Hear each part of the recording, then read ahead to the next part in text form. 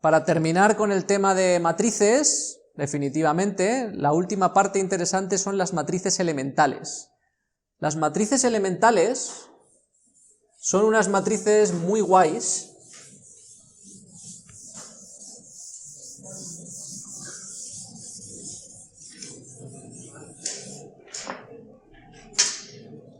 que se llaman matrices elementales porque con ellas puedo hacer operaciones elementales.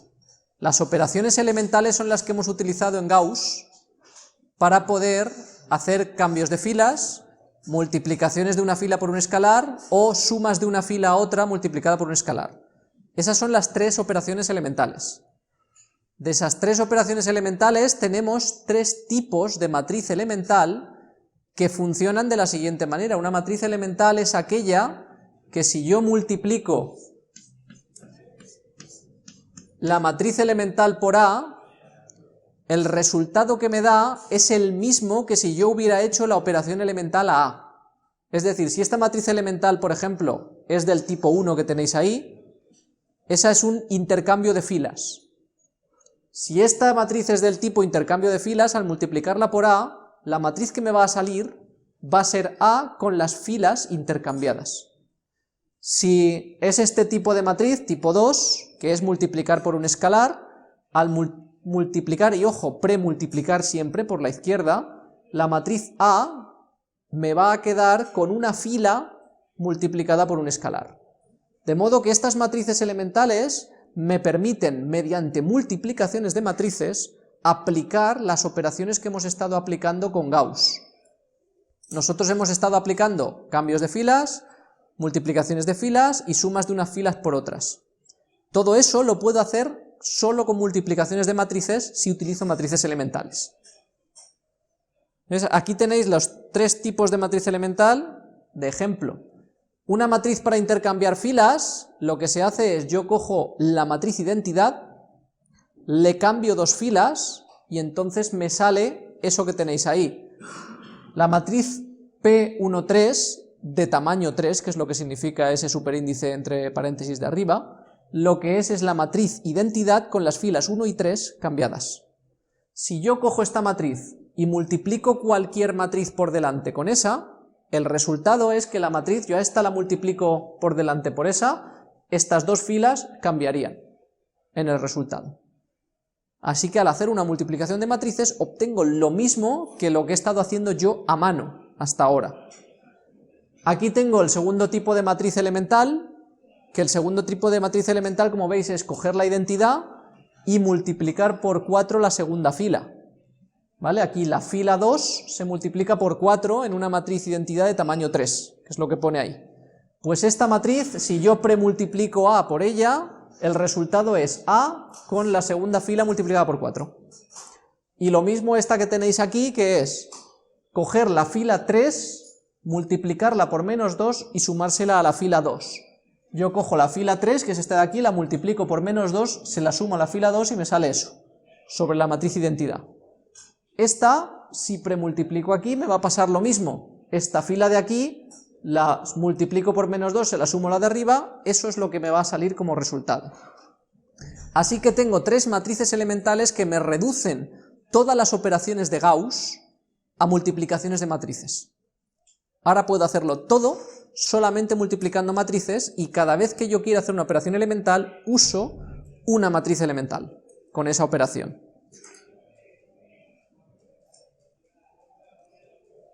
Con esto lo que me dice es, exactamente ese teorema que tenéis ahí, es lo que se deduce de la definición de las matrices elementales. Lo que habéis visto arriba era cómo se definen las matrices elementales, que es coger la identidad y aplicarle a la identidad una operación elemental.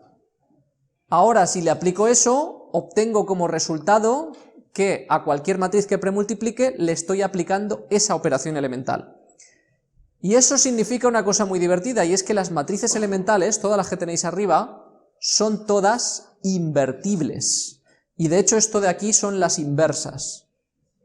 Si veis aquí, la inversa de una matriz elemental en la que yo he cambiado las columnas I y J es ella misma. Es decir, si yo tengo una matriz identidad, por ejemplo.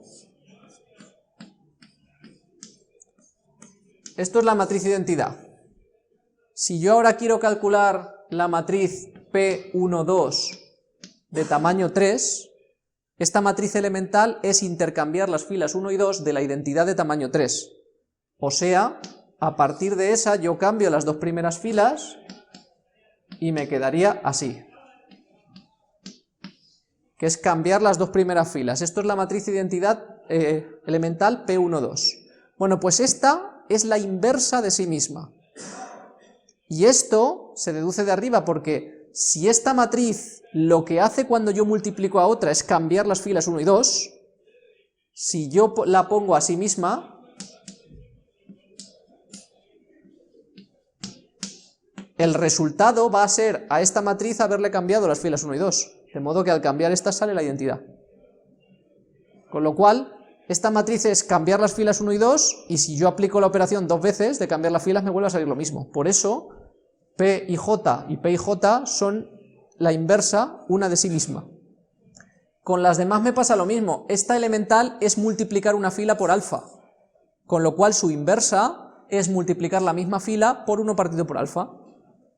Y esta de aquí que es elemental, si yo cojo una fila, la multiplico por beta y se la sumo a otra, si la multiplico por menos beta y se la sumo a la otra, sale la identidad otra vez. ¿Vale? Así que todas las matrices elementales tienen la ventaja de ser invertibles. Y ahí tenéis las inversas, como están puestas. Eso es lo que luego explica por qué se calcula la matriz LU, como habéis visto en la clase anterior. En la clase anterior vimos cómo se calculaban las matrices L y U.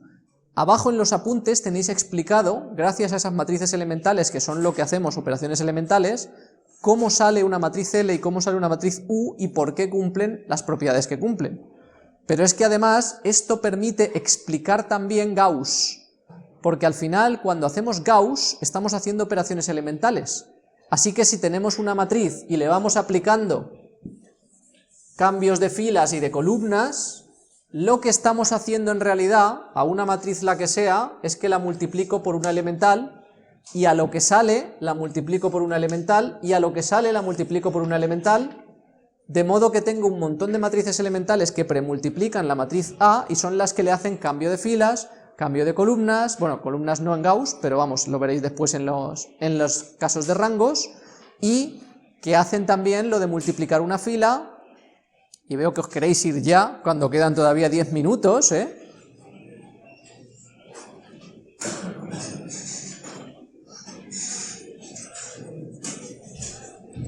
Bien, esto, ¿cuántos sabéis lo que es el rango de una matriz? Vale. ¿O qué sabéis lo que es el rango de una matriz? Muy bien.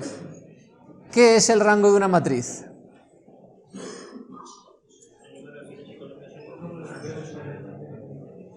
¿Número de qué? Uy, casi. Número de filas y columnas no proporcionales, casi. ¿Cuál es el rango de una matriz?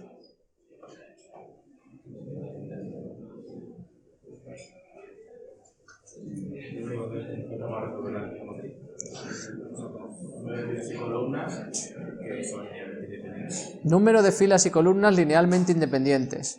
Esta es una definición correcta si las filas y columnas las consideras vectores. Pero la definición real de matriz, que tiene que ver con eso que acabáis de decir, ¿vale? Aquí se define lo que es una matriz equivalente a otra por filas, que es premultiplicarla por matrices elementales, lo que hacemos en Gauss, básicamente, y de ahí se deriva después un teorema que dice que toda matriz es equivalente a una única matriz reducida. Sabéis que la matriz reducida es la que tiene al final solo unos principales y ceros, ¿vale? Y eso es lo que da lugar a la definición del rango. El rango de una matriz, que lo pone aquí, es el número de unos principales en su forma reducida.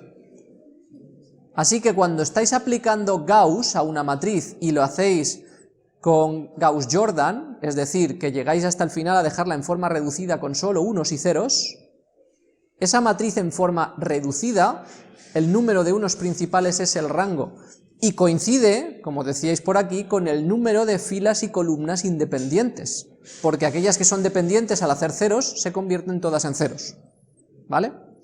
Esto es el rango de una matriz, y ojo, aquí vais a encontrar en los apuntes un pequeño problema, que os puede confundir mogollón.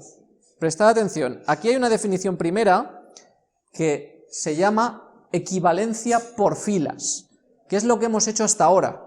Nosotros operamos por filas, o aplicamos, que es lo mismo, cualquiera de las tres matrices elementales por filas, multiplicando por la izquierda, y todos los cambios por filas me dan lugar a una matriz equivalente por filas. Equivalente por filas significa que tiene el mismo rango que la matriz original. Por eso es equivalente por filas. Pero claro, el rango, tal como lo habéis definido vosotros y como se define, es el número de unos principales, y da igual si hacemos las operaciones por filas o por columnas cuando queremos calcular el rango. No da igual cuando estamos haciendo una solución a un sistema. Pero cuando hacemos una solución al sistema, si multiplicamos por columnas, estamos mezclando los valores de una incógnita con los de otra. En un sistema de ecuaciones tenemos que hacer equivalencia por filas, pero cuando estudiamos una matriz solo, para saber cuál es su rango, nos da igual por filas o por columnas, y de hecho aquí abajo os explica que premultiplicando una matriz por una matriz elemental hacemos las operaciones por filas, pero si cogemos la misma matriz elemental y lo que hacemos es posmultiplicar en vez de premultiplicar, la operación se hace por columnas. De modo que nosotros podemos coger matrices elementales y multiplicar a la izquierda para hacer operaciones por filas, o multiplicar a la derecha para hacer operaciones por columnas. Y esto da igual a lo que veis aquí, que es dos matrices son equivalentes, pero equivalentes no por filas, sino equivalentes en general, y eso es distinto de equivalentes por filas.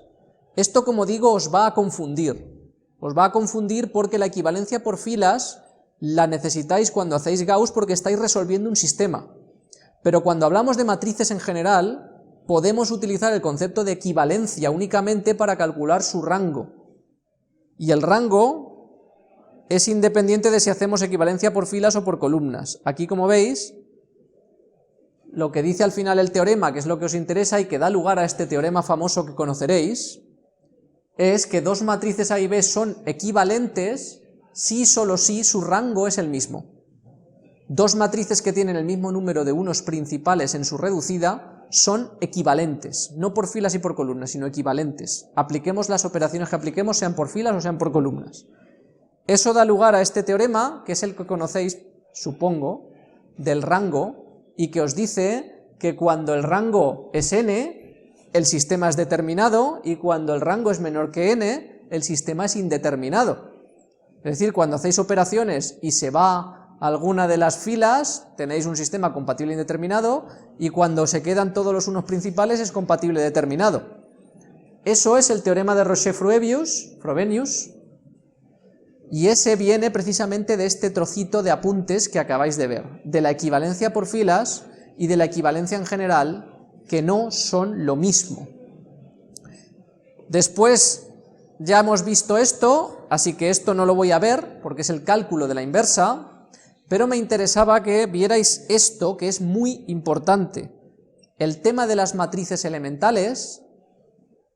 La semana que viene, cuando hagamos ejercicios, haremos ejercicios relacionados con matrices elementales porque son súper importantes en todo el cálculo.